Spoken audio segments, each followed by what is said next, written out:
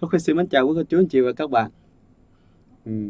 Thật sự là khi mà nhìn thấy với cái kênh mà cũng làm về YouTube giống như mình thì bắt đầu là mình thấy có những cái điều mà hơi bị gay cấn. Đó là chẳng như các anh chị có coi cái chị Quỳnh Trần không? Chị chia sẻ về cuộc sống của người Nhật đó các anh chị. Ờ, thì trong bữa ăn của chị là rất có nhiều khán giả theo dõi. Chị chia sẻ về đời sống nhưng mà nhất về cuộc sống và ẩm thực của chị. Chị ăn uống cái tôm tôm hùm rồi ăn uống cua rồi ăn uống tất cả mấy cái món với cả món sushi thì rất rất có nhiều anh chị thích, rất có nhiều anh chị thích cái này. Cho nên là có nhiều theo dõi nhưng vì chỉ là người mẹ mẹ mẹ con ha, cho nên là cái việc mà có con ở cùng á, và ăn uống cùng chia sẻ với con á, là điều cần thiết. Cho nên là đó là lý do vì sao mà mình thấy rằng là chỉ để chia sẻ cùng ăn con, cái bữa cơm gia đình á, nó rất là ấm cúng, ăn với con trẻ nè, rồi nói chuyện với con trao đổi trong cái bữa ăn đó là một cái nét văn hóa của người Á Đông á các anh chị ha. Nhưng thì thực sự thì cái đó rất là hay. Nhưng mà vừa rồi á, chị công bố là chị không đưa hình ảnh con của chị lên nữa. Bởi vì về tính năng của YouTube, luật mới của YouTube hiện tại nó là tuyệt đối. Nếu mà các anh chị đưa các hình ảnh cho trẻ thì buộc cái nội dung đó phải gắn với là kênh này có nội dung dành cho trẻ em. Có hình ảnh trẻ em thì phải làm điều đó các anh chị. Đó. Nhưng mà không biết vì sao. Đó, chị mới về vậy cho nên là cái kênh của chị đã bị dính đến một cái luật cộng đồng theo cái vừa rồi YouTube mới cập nhật vào hồi tháng 12 các anh chị. Đó, thì tự nhiên chị mới nói là sau này là kênh của chị sẽ không có bé Su nữa. Đó, vì lý do ABCD gì đó, và đương nhiên chị đã thực hiện đúng theo quy định của YouTube. Đó là đầu tiên. Nhưng mà mình lại thấy rất là băn khoăn khi mà cũng làm về YouTube mà kênh của Thiền Am bên bờ vũ trụ lại dường như là không có bị gì hết các anh chị. Là cái thứ nhất. Cái thứ hai là mình thấy rằng là một cái đặc biệt là trong cái kênh, bất cứ cái video nào của bên Thiền Am bên bờ vũ trụ là họ không tích vô cái tính năng là báo với YouTube là kênh này có trẻ em, để mục đích là kiểm soát, và YouTube sẽ có những cái thuật toán và những cái công thức để mà dành cho video đó cho nó phù hợp. Chẳng hạn như là mình thấy trong đó có YouTube có comment mặc dù có trẻ em, về nguyên tắc là YouTube nói rằng là kênh mà dành cho trẻ em thì họ sẽ hạn chế với cái việc mà tính năng comment trên đó, để cho thấy rằng là vì trẻ em họ cần xem nội dung họ ấy, chứ đâu có comment lên, không có cái rồi cái tag cộng đồng cũng vậy các anh chị. Nhưng mà hiện tại thì rõ ràng theo như luật quy định của YouTube, mà những người buộc tất cả cơ quan cá nhân, những tổ chức công ty hay là người cá nhân tham gia trong hệ thống YouTube phải tuân thủ đó. Nhưng mà hiện tại mình thấy kênh của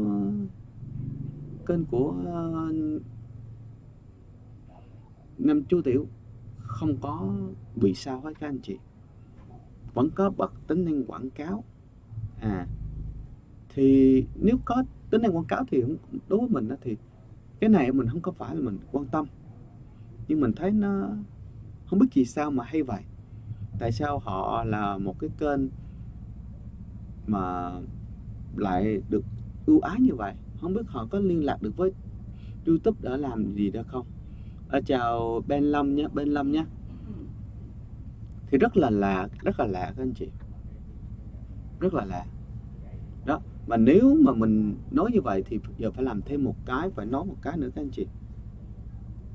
Rõ ràng liệu không phải là, theo mình cũng nghe bạn bè nói nữa, là họ có net, họ vào net để hỗ trợ, và đương nhiên chắc chắn là mình nghĩ rằng là họ đang có chương trình nhìn thách thức danh hài thì chắc chắn Đường Quân sẽ hỗ trợ cho họ. Vậy thì họ vào net thì nó được ưu đãi hay không, có tính không chắc phải ưu đãi nha. Chứ mình thấy mình đọc trong cái phần mà YouTube Academy á các anh chị, Academy không có cái đó. Mình đọc rõ ràng là tất cả mọi người phải tuân thủ nghiêm ngặt cái luật đó các anh chị.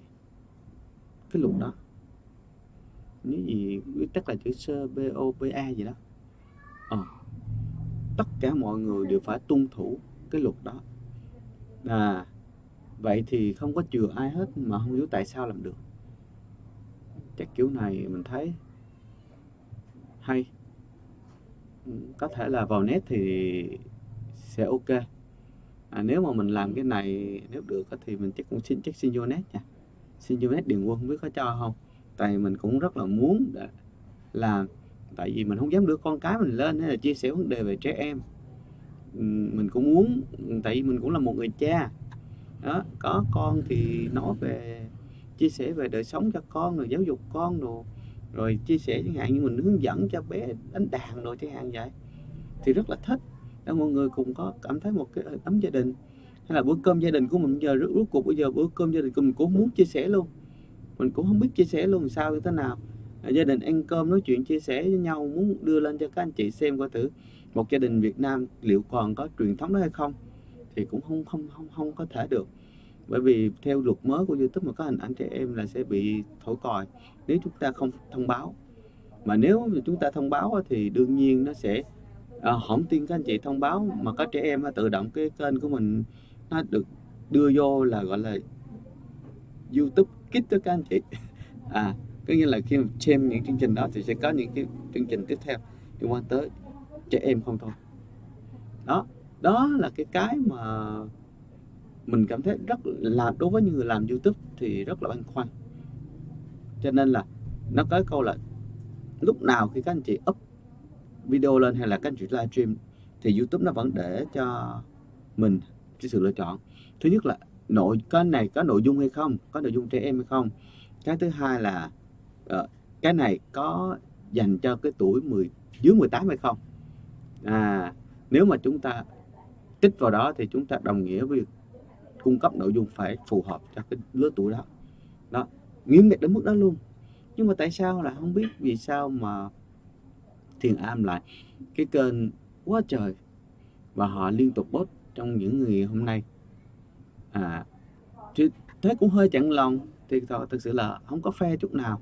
Nếu mà không biết họ có liên lạc được với YouTube để YouTube có cái gọi là gì, có cái sự ưu ái gì cho họ hay không. Mà nếu ưu ái thì YouTube không thể ra luật kiểu đó. Và đã thành luật rồi thì không được ứng dụng thì nó có cái gì đó hơi lạ nha. Dạ xin chào cô Màu. Dạ em vẫn khỏe ạ. Chúc cô Màu năm mới sức khỏe dồi dào, làm ăn phát tài, vạn sự như ý. Thì mình quay lại cái vấn đề đó để mình xem thử. Có một điều có chấm hỏi đặt ra là liệu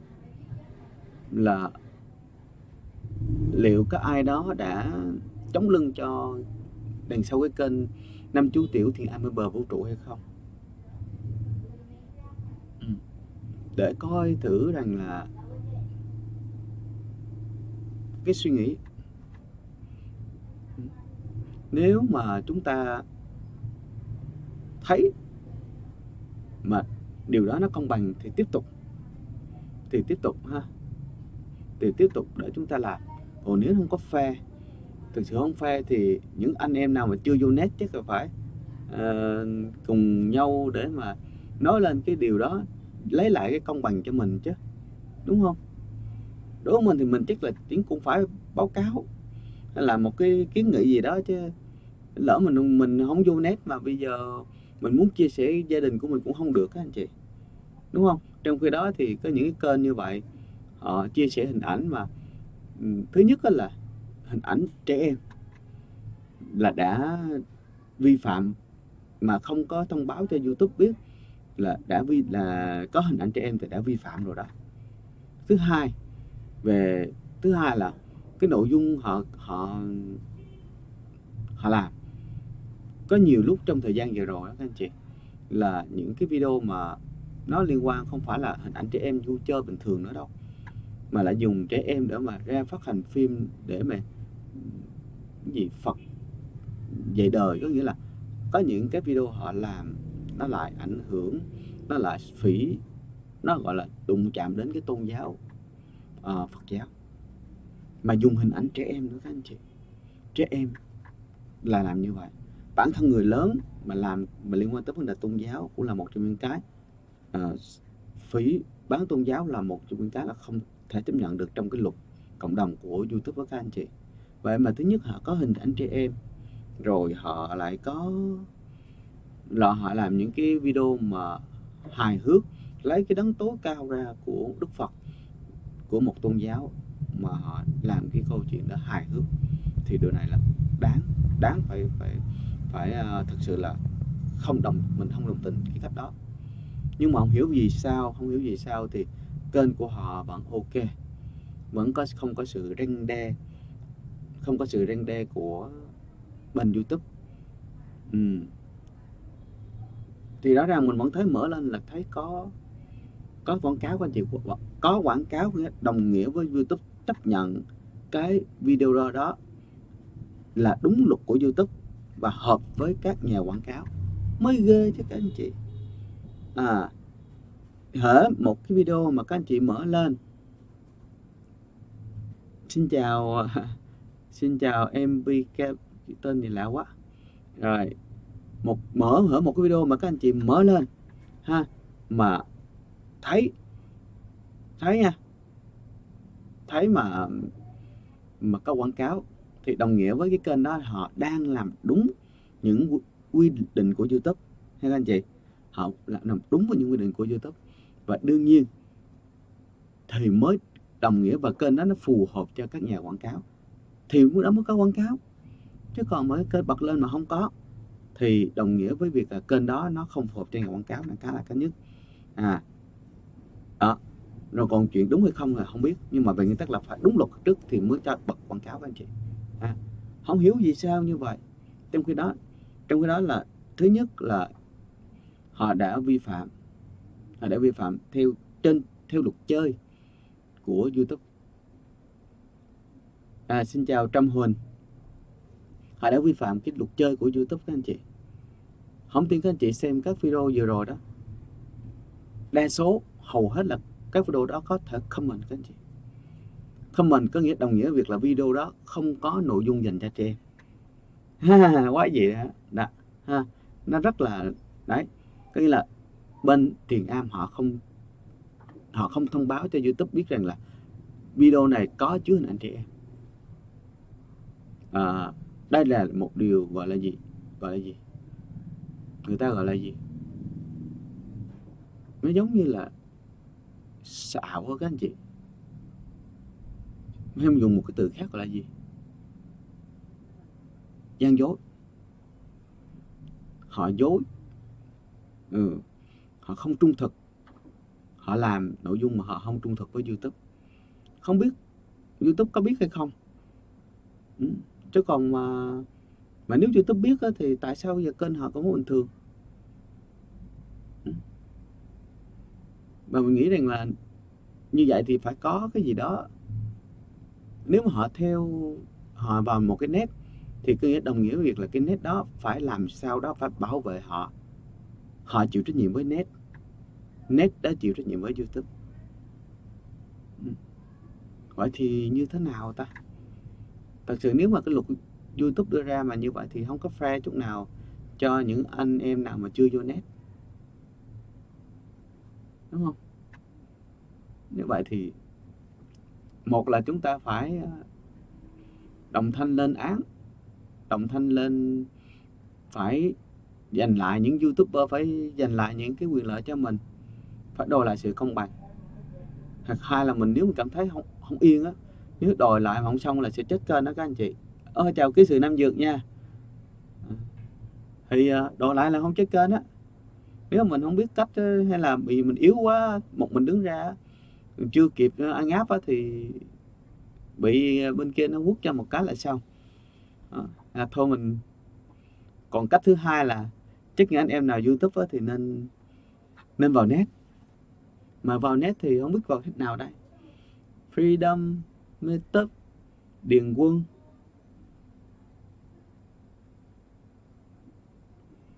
Điền Quân đúng không? Ừ, chắc phải. Chắc phải thôi vô Điền Quân đi cho cùng đồng bọn với đồng phe với Thiền Am, cho làm về chủ đề nó cũng sao hở, cứ làm về Thiền Am chắc được bảo vệ hết. Chứ mình thấy nó kỳ quá, kỳ quá.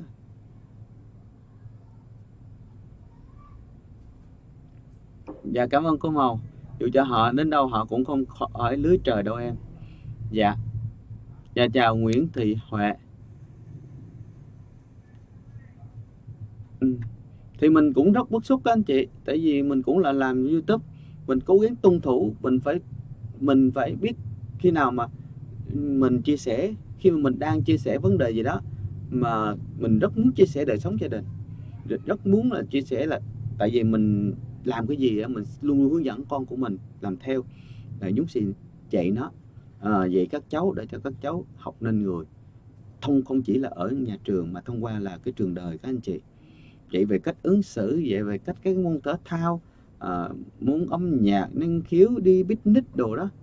Mỗi lần đi như vậy thì mình luôn luôn chia sẻ cho các cháu, con đi picnic thì con cần là cái gì, rồi chuẩn bị đi dã ngoại, đi vô rừng thì đến đâu, đi xuống biển thì con cần phải làm cái gì. Đó thì mình muốn ghi lại những hình ảnh đó và cùng chia sẻ thông qua cái sự kiện đó, để là chia sẻ với những gia đình khác cũng có con, để cho các cháu cũng biết cách để mà tự, gọi là người ta gọi là các cháu tự lập. Bây giờ con trai và con gái của mình đó các anh chị, là khả năng là có thể là tự xếp đồ ha, giặt đồ là con trai biết giặt đồ rồi nha. Biết khởi động máy giặt làm sao, rồi biết phơi đồ làm sao cho nó mau khô, rồi vũ làm sao đồ cho cái đồ làm sao cho nó khi mà phơi nó không bị nhầu nè, ít nhầu nè, giảm bớt nhầu nè, rồi xếp đồ. Rồi khi đi chơi á, là phải biết là xếp là đồ cá nhân của mình ở đâu nè, mình buổi tối mình có bị cái gì hay không nè, nếu đi biển thì gặp trường hợp nào nè, thì rồi ngay cả cái việc mà phải đi giày gì khi đi biển nè, đi lên rừng thì phải đi giày gì đó để nhắc bảo vệ tay chân mình nè. Rồi đi ngoài, nếu mình đi du lịch theo phương tiện gọi là gì, ba lô, tay ba lô hay là ta ba lô gì đó, nghĩa là đi bằng xe mô tô thì phải trang bị cho mình cái gì, rồi nếu đi bằng phương tiện ô tô thì cần nên cái gì hay không, thì các cháu dường như đã bắt đầu tự lập rồi các anh chị. Dạ đúng rồi, có người chống lưng rồi. Cho nên là mình rất muốn cũng thấy hình ảnh đó và chia sẻ đến cho mọi người, nhưng mà bây giờ kẹt quá.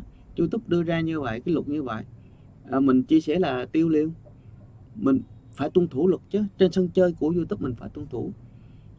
Ngay cả thông tin anh chị cứ vào kênh Huỳnh Trần đi, anh chị sẽ coi từ không có thấy bé Su nữa, tội lắm. Rất là vui, rất là dễ thương, thấy chị ăn uống cái gì đó chị chia sẻ, bé Su cũng ăn với mẹ, rồi có gì hôm nào đó chị đi picnic gì đó với cái cũng có bé Su đi, hay lắm các anh chị.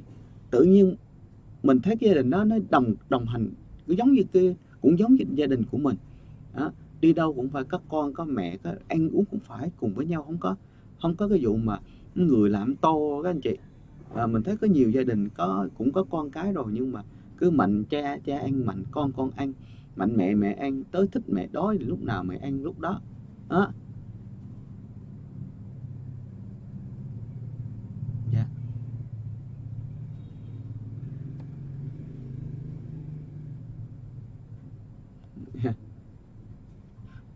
Lúc anh thì mình thấy anh thì bây giờ hầu đa số gia đình của Việt Nam mình á, ở Mỹ thì đương nhiên, ở nước ngoài á thì có thể là do bị trùng ca đi làm rồi đó, thì lúc mà chồng ở nhà thì vợ đi, lúc chồng đi thì vợ ở nhà, cho nên là cái việc mà ăn uống chung cái bữa cơm gia đình nó rất là không có. Nhưng mà ở tại Việt Nam thì cái chuyện đó rất là dễ dàng, nhưng mà có những gia đình á không vì thế mà có bữa cơm ngon đâu các anh chị. Không vì vậy, anh mạnh cha ăn, mạnh mẹ ăn, mạnh con ăn, thì mình muốn lưu lại hình ảnh đó, chia sẻ là gia đình của mình lúc nào con cũng có bên nhau hết. Và đương nhiên cái trong bữa cơm là cái bữa mà mình hay diễn trò, hay nói chuyện đùa cho các con, vừa ăn vừa nói chuyện, và đương nhiên gia đình trở nên rất là ấm. Mình cũng thấy cái kênh đó, chẳng hạn kênh Hình Trần đó các anh chị, hay vô cùng, chỉ làm cái gì cũng có bé bên cạnh, và chỉ là thể hiện cái người mẫu mực của người mẹ bỉm sữa các anh chị, vì họ chỉ ở nhà chỉ chăm cháu. Vậy cho nên mà lúc nào cũng có bé bên cùng, để thể hiện cái điều đó.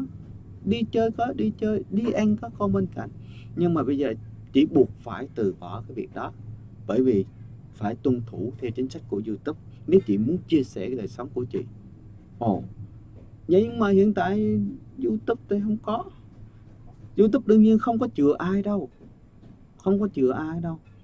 Tuân thủ là chơi, không tuân thủ là bị đóng kênh, bị cảnh báo và bị đóng kênh, là cái điều đó cái chắc. Nhưng mà cái điều lạ tại sao bây giờ mình vẫn thấy như vậy, ghen ăn tức ở với mấy đứa nhỏ. Kênh Thơ Nguyễn 7 triệu sub, kênh Thơ Nguyễn bây giờ cũng lần rồi các anh chị, lần tên Thơ Nguyễn cũng đã chuyển đổi về cái mục đích rồi đó, để cho phù hợp. Và đương nhiên kênh Thơ Nguyễn, không tin các anh chị xem, nếu mà sau này những nội dung mà kênh Thơ Nguyễn đang làm đó cũng sẽ rất khó bình luận, và đương nhiên không có bình luận đâu các anh chị ha. Về nguyên tắc là cứ có hình ảnh trẻ nhỏ thì mình phải thông báo cho YouTube biết là kênh tôi có hình ảnh trẻ em, để đảm bảo rằng là tôi cung cấp cho kênh hình ảnh trẻ em, nhưng mà để tránh cái tình trạng mà YouTube nó đang thực hiện, đó là chính sách là gì, bảo vệ trẻ em, bạo hành trẻ em, cấm luật bạo hành trẻ em đó các anh chị. Cho nên mình thông báo như vậy thì để vô họ coi, để biết được kênh của mình đưa hình ảnh trẻ em nhưng mà không có tính chất bạo hành, không có chức kích năng là gọi là về cổ suý hay là làm hướng dẫn trẻ em làm điều không đúng, thì để họ xem và họ xác nhận điều đó. Còn nếu mình đã có mình có nhưng mình không thông báo là mình đã vi phạm luật rồi các anh chị, không biết đúng hay sai, điều đó không biết đúng hay sai. Nhưng mà họ nói rằng là như vậy anh không thông báo cho tôi, lỡ anh làm điều gì đó trái với cộng đồng thì sao? Và YouTube là một trong những người thay đổi mạnh mẽ nhất về vấn đề luật cộng đồng các anh chị đó. Vậy rõ ràng như vậy các anh chị ha.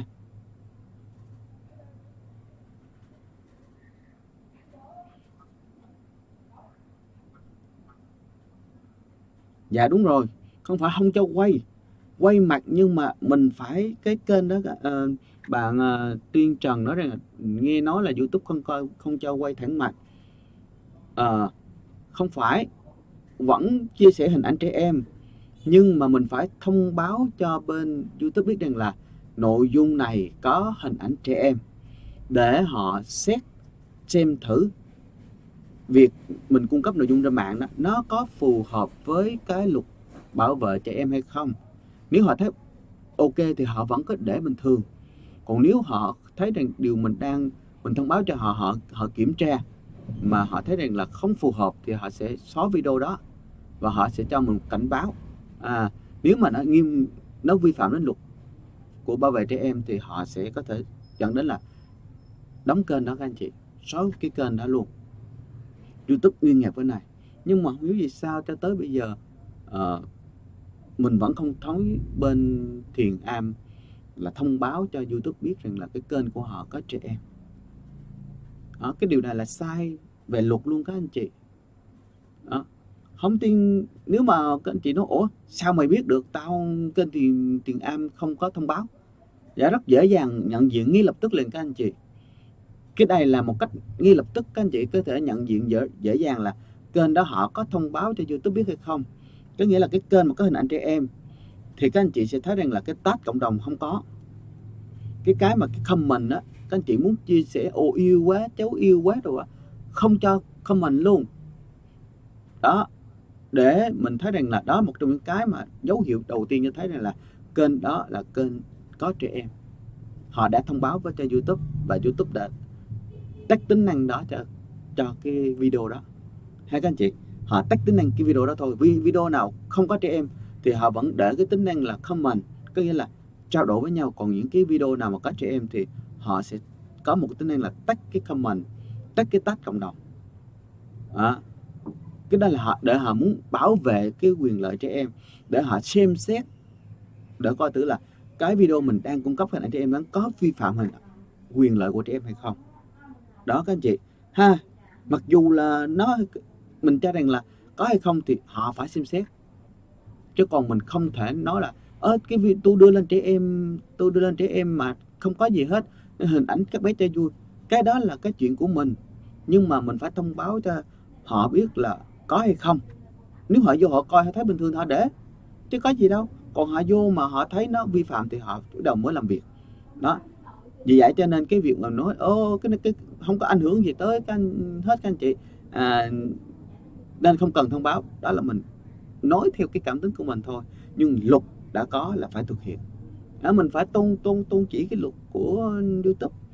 Còn nếu mình không có tuân theo thì mình sẽ đó. Thì các anh chị thấy đó, cái kênh Huỳnh Trần đó, chị không biết, chị cứ tưởng là có hình ảnh trẻ em, nhưng mà không có gì sao á, tại vì đâu có làm bạo hành gì đâu, chỉ cho con ăn nè, rồi chỉ dạy con chỉ nè, trong bữa ăn như thế nào mà, thì chị không biết gì hết. Thế là chị vẫn để, thế là chị bị gãy một gậy cộng đồng đó các anh chị đó. Và đương nhiên vậy nên chị mới thông báo cho mọi người biết là từ đây sẽ không có bé Sa nữa, bé Su nữa đó.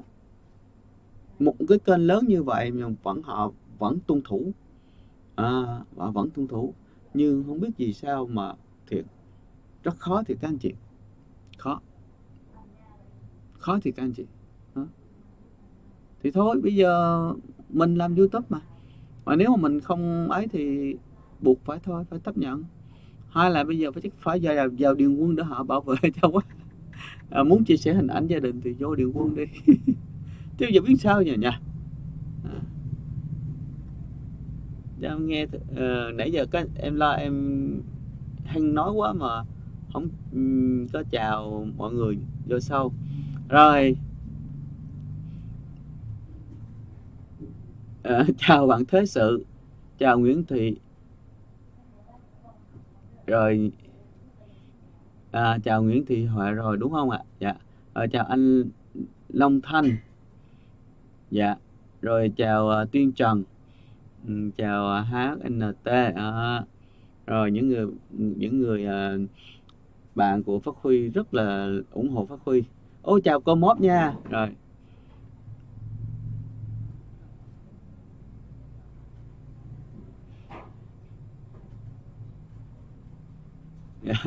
HNT có lẽ sau này cũng phải chuyển sang YouTube Kids. Dạ thì YouTube Kids thì mình cung cấp luật, thì mình cũng sẽ làm về nội dung YouTube Kids, nhưng mà mình sẽ chuyển sang YouTube Kids. Chứ còn mà YouTube người lớn thì phải làm theo cái quy định của người lớn, chứ đâu có thể nào mà không thể nào mà thực hiện là nội dung thì nội dung YouTube Kids, nhưng mà người lớn thì điều đó là hơi bị lạ đó. Thì không biết là Điền Quân sức mạnh của Điền Quân chắc là Điền Quân có thương lượng gì chăng với YouTube hay không, hay là Điền Quân đang làm gì mà để một cái kênh mà khá khá nổi tiếng rồi, nhưng mà cũng đủ thứ tiếng đó các anh chị, nổi tiếng nhưng mà rất là đủ thứ tiếng đó, trong đó có tai tiếng cũng khá nhiều, mà một cái kênh như vậy lại không có gọi, nói chung là vẫn bình an vô sự, trong khi là thực hiện nội cái luật YouTube không thôi là đã không không xong rồi, huống hồ chi rồi cái kênh lại gây phiền nhiễu rất nhiều cho rất nhiều người, chứ không phải là cái kênh này là đem niềm vui cho mọi người đâu các anh chị. Thực sự là nếu mà học được từ kênh này thì mình phải nói rằng là bài học từ được kênh này thì mình thấy không thấy bài học nào hết, thấy toàn là lên chửi rủa, rồi vu oan, giá họa, kêu la, in ỏi hết. Chuyện của Diễm My thì chắc là bằng ngón tay út thôi mà làm cho thành bằng giờ biến thành nó thành một event luôn rồi, khủng khiếp luôn rồi. Nhưng mà bây giờ rồi mọi người có nhiều người lên tiếng chỉ trích, lên tiếng nói những hành động sai trái của họ, thấy họ im ru họ không biện hộ gì hết. Không biết là có ai biện hộ giùm hay không, nhưng họ thấy không biện hộ gì hết. Nhưng mà khi mà đụng tới cái người mà không liên quan gì tới Tỉnh Thất á, cái người mới đầu tiên vô Tỉnh Thất thôi, thì họ nhảy đóng lên các anh chị, nhảy đóng lên giống như là họ giống như là nguy hiểm đến toàn bộ tính mạng của Tỉnh Thất vậy hơi lạ, rất là lạ, nhiều cái lạ lắm, và nhiều cái không thể mà diễn giải được, nhưng mà lại là một trong những kênh hot và vẫn sống khỏe cho tới bây giờ. Còn YouTuber chúng ta mà không vào net mà có con lên muốn chia sẻ đời sống cũng khó đây. Quay bé là tiêu mình chấm dứt luôn, quay bé tiêu. Còn anh chị không tin thì cứ đó, thì cứ anh chị cứ lên kênh Huỳnh Trần coi, một kênh rất là lớn các anh chị, đăng một cái là video lên ngùn ngụt luôn, view quá trời rầm rầm luôn, và toàn bộ người ta đều khen hết các anh chị. Triệu view chứ bộ kênh này, cái kênh là triệu view á chị, mấy trăm ngàn subscribe rồi, không phải chuyện đùa, kênh lớn lắm mà còn bị bật hết, bị dân hết rồi, bị YouTube đánh cho úp sọt liền các anh chị. Vậy mà kênh Thiền Am lại an toàn một cách mạnh mẽ, cũng khó hiểu thật. Đúng là có người chống lưng bên phía sau, mình nghĩ là phải có người chống lưng phía sau cơ.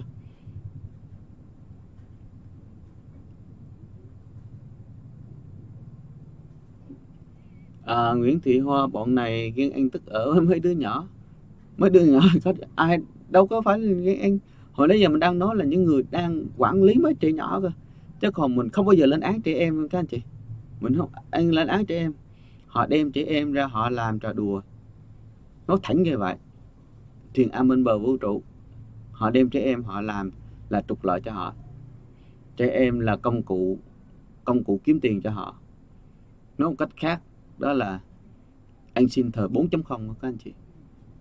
Nói thẳng là vậy, mình nói thẳng. Mình giờ mình hồi trước kia thì mình rất là ngưỡng mộ cái chỗ này, nhưng mà sau này mình thấy điều đó nó phù hợp các anh chị, nó lộ rõ 10 các anh chị.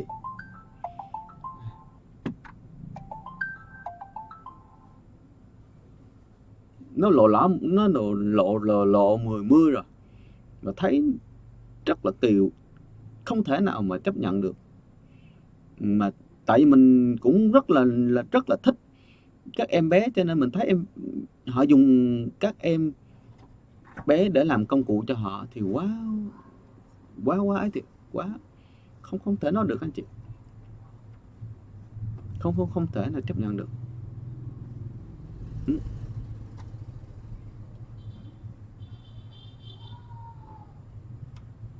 Dạ, cho em xin đọc mấy vài cái comment của các anh chị nhé.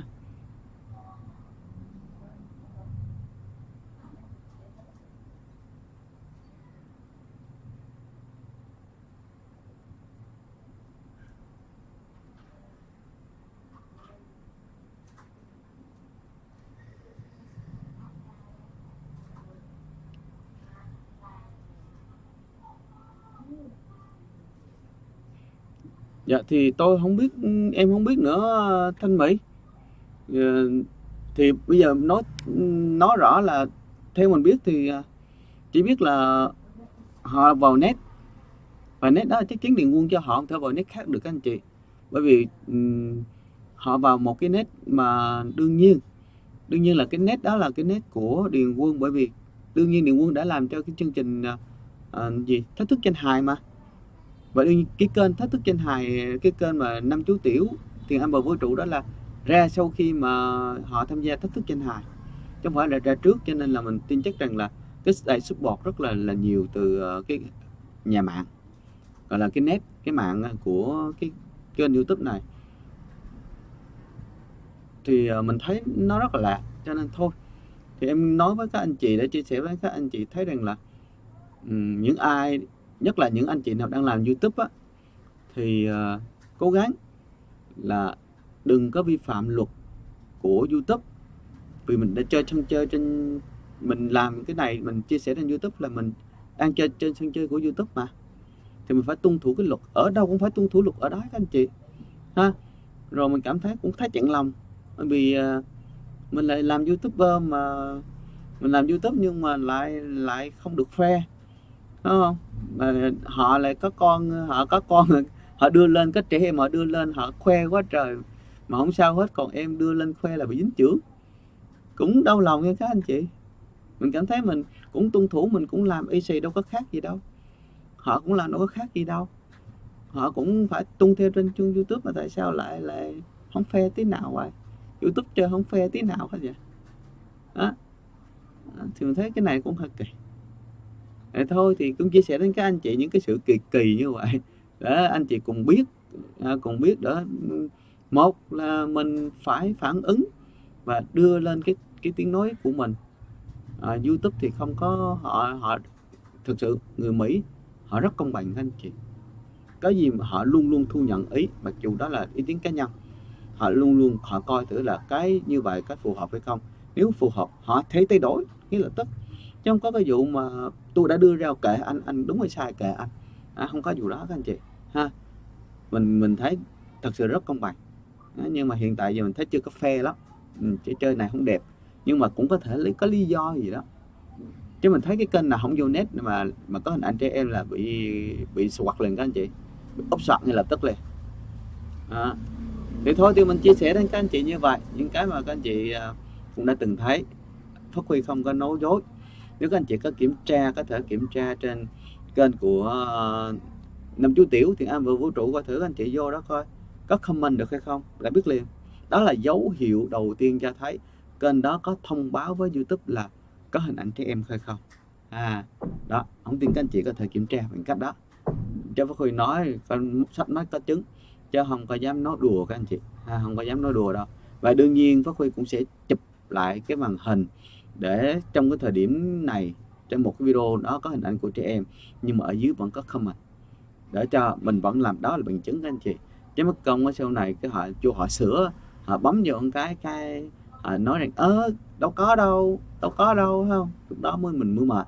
Cho nên mình nói là mình phải chụp lại rồi mình mới nói, để là bằng chứng sau này các anh chị đó. Còn anh chị nào không tin thì cứ kiểm tra thử coi. Một cái kênh mà có hình ảnh trẻ em, không thôi cái giờ các anh chị quay lại mấy cái video mà hoạt hình đó có trẻ em đó, hoạt hình dành cho trẻ em đó, các anh chị coi vô comment làm gì được nữa, không còn nữa đâu đó. Họ buộc phải chỉnh sửa lại hết để không cho comment. Nguyên tắc quy luật là vậy thì phải theo. Còn vì sao mà bên Thiện Am không làm đúng mà vẫn được, thì cái đó chắc phải hỏi YouTube, hay là thôi vô Điền Quân đi rồi họ bảo vệ cho mình. Chắc vậy thôi. Rồi, cảm ơn các anh chị đã theo dõi cái buổi chia sẻ của Phát Huy trên kênh Hello Sài Gòn. Hẹn gặp lại các anh chị trong buổi chia sẻ tiếp theo của Phát Huy cũng trên kênh này. Các vấn đề diễn ra trong xã hội, diễn ra trong đời sống của chúng ta, mà phản ánh những cái vấn đề mà nó không đúng với cái thuần phong mỹ tục, cái nét văn hóa của người Á Đông thì Phát Huy thấy gì Phát Huy sẽ chia sẻ như vậy. Một điều, hai điều là phải mang lại lợi ích cho các anh chị, phải mang lại lợi ích cho các anh chị, phải mang lại cái thông tin hữu ích cho cộng đồng người xem, chứ không phải chia sẻ lên để nói xạo. Đó là tiêu chí của Phát Huy, và mình vẫn phải tuân thủ như vậy, tuân thủ cả hai, một là tiêu chí của mình, hai là luật của YouTube, để cùng đồng hành với các anh chị. Và đương nhiên Phát Huy cũng cảm ơn cái sự đồng hành của các anh chị trở ngược lại với Phát Huy. Nãy giờ Phát Huy chia sẻ cũng gần 40 phút rồi, nhưng mà số anh chị ở đây vẫn có người xem mấy mươi người luôn. Vậy có nghĩa là anh chị đã cùng Phát Huy chia sẻ, mình cũng mất thời gian với nhau, nhưng mà em rất mong các anh chị biết thêm được các thông tin, chúng ta trao đổi thông tin với nhau để mình làm tốt cho đời sống của mình hơn. Xin cảm ơn các anh chị và hẹn gặp lại các anh chị trong buổi chia sẻ tiếp theo trên kênh Hello Sài Gòn. Xin chúc mọi người một ngày bình an.